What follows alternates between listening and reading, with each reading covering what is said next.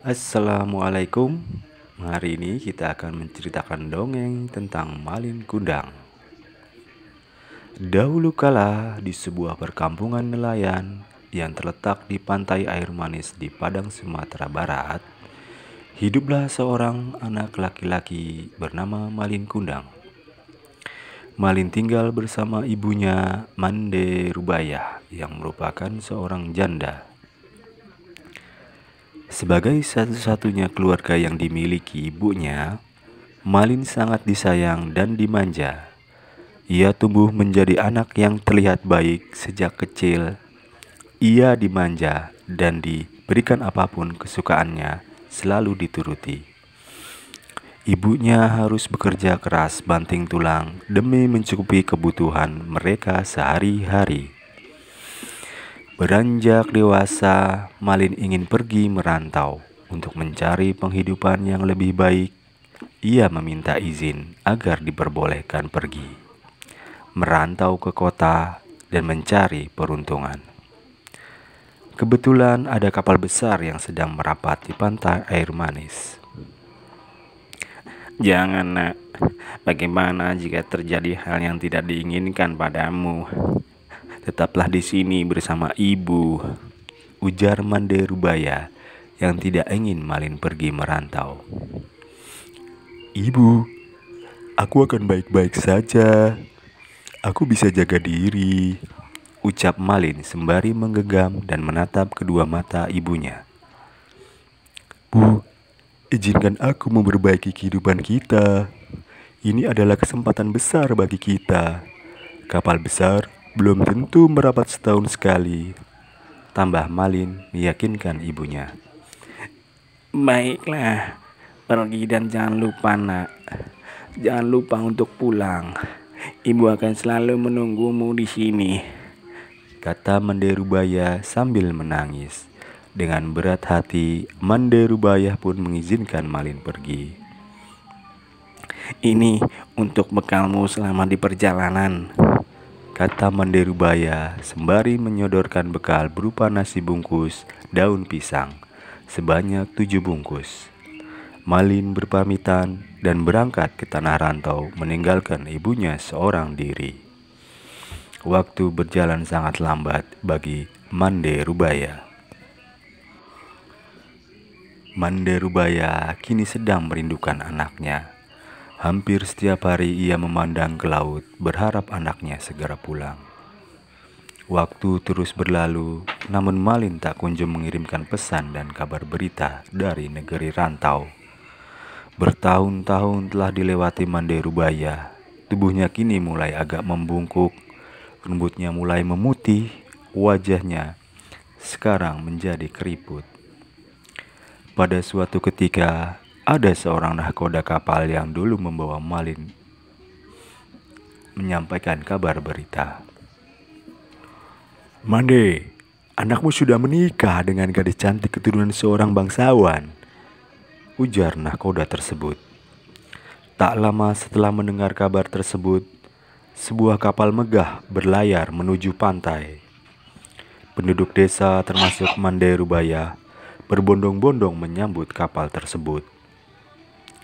Terlihat sepasang anak muda yang tersenyum bahagia di sebuah anjungan. Saat kapal mulai merapat, berkilauan baju yang mereka kenakan. Mande Rubaya merasakan jantungnya berdegup kencang ketika melihat pemuda yang berada di kapal itu. Ia ikut berdesak-desakan dengan penduduk yang ingin tahu siapa pemilik kapal tersebut. Mande Rubaya mengenali wajah pemuda yang hendak turun dari kapal dengan seorang wanita di sampingnya. Ia yakin pemuda itu adalah Malin. Mande Rubaya langsung berlari dan hendak memeluk pemuda itu. Malin anakku. Mengapa begitu lama kau tidak memberi kabar? Kata Mande Rubaya menahan tangis bahagia. Belum sempat Malin mengutarakan apa yang ada di pikirannya, perempuan cantik yang sebelumnya berada di anjungan kapal bersama dirinya berkata, Apakah benar perempuan jelek ini ibumu, Malin? Kau bohong padaku. Dulu kau katakan bahwa ibumu adalah seorang bangsawan yang sederajat denganku. Tanpa pikir panjang, Malin langsung mendorong ibunya yang berpakaian compang-camping dan tua renta itu. Mande Rubaya tersungkur ke pasir. Dasar perempuan miskin, kamu bukan ibuku, hardiknya lagi. Mande Rubaya sangat terkejut akan perlakuan anaknya. Malin, anakku, aku ini ibumu. Ibumu, nak. Mengapa kau jadi begini?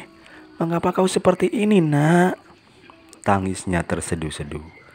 Malin merasa sangat malu kepada istrinya ketika ibunya bersujud dan memeluk dirinya. Ia malah menendang ibunya. Kau gila ya? Ibuku bukan orang miskin dan kumal seperti kau, ucap Malin. Hati Mande Rubaya hancur. Bagaimana bisa anak yang sangat dia sayangi dan ia tunggu bertahun-tahun bersikap seperti ini kepadanya.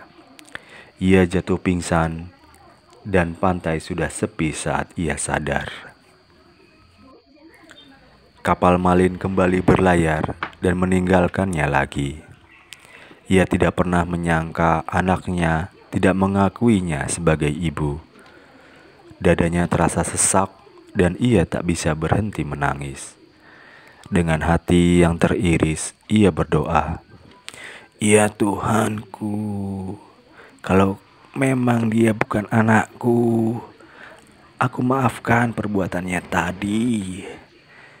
Tapi kalau memang dia benar anakku yang bernama Malin Kundang, aku mohon keadilan-Mu Tuhan."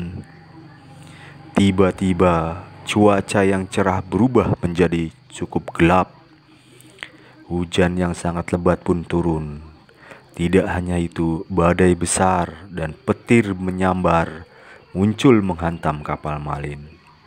Kapalnya hancur berkeping-keping. Puingnya terbawa ombak hingga ke pantai. Keesokan pagi, badai sudah berhenti. Puing-puing kapal Malin yang terbawa ombak tersebut telah menjadi batu. Namun ada sebongkah batu yang terlihat aneh. Batu tersebut menyerupai tubuh manusia. Ternyata batu tersebut adalah tubuh Malin Kundang, anak yang durhaka kepada ibunya.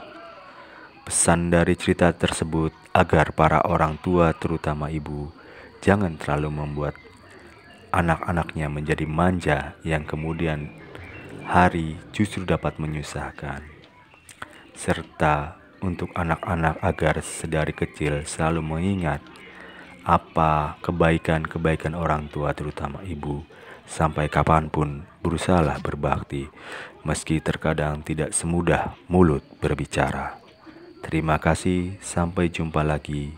Wassalamualaikum.